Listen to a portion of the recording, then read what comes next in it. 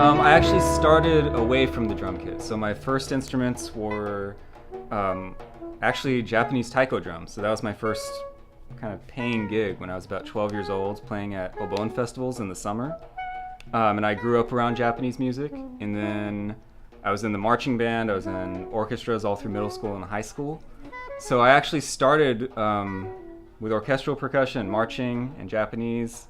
And then in college, I branched out into world music. So I started learning a bunch of Cuban and Brazilian and Celtic instruments, and then kind of played drum set all along. So I'm using a lot of those. They're represented in this album. I agree, because Taiko has it fit the vibe of the other one. It's automatically kind of a dark vibe. Yeah. Oh, this just sounds like bright. parade. All right, cool, we got it. And we got it. I play a lot of different percussion instruments. So I'm playing a traditional drum set, Middle Eastern frame drum. I brought a big taiko drum.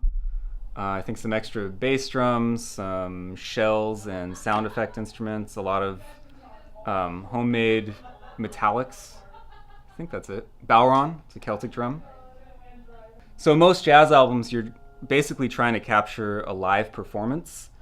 And so whatever ends up on the record is basically how you'd play it live, and someone's just pressing record to capture a good take on that.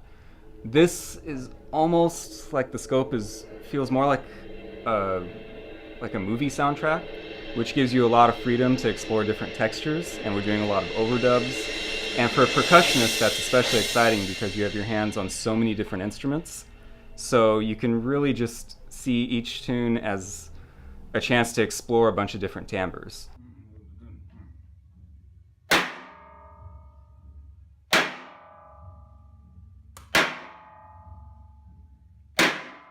I think this album really touches on electronic music.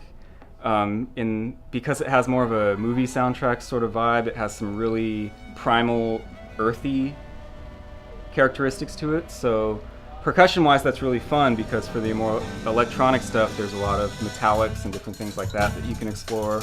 And then there's all the big, hand drums and taiko drums and all these things that sound a little more earthy.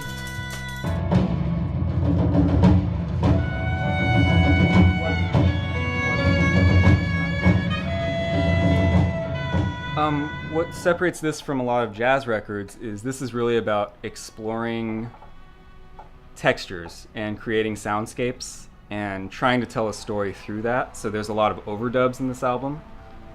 So one unique experience is I've gotten to overdub. For example, I played toms, bass drums, taiko drums, all overdubbed multiple times. So I end up sounding like a percussion section, which is kind of unique because you kind of get outside of yourself. And instead of just trying to capture a moment where you and the band sound great playing, you can just make music in a more open kind of way.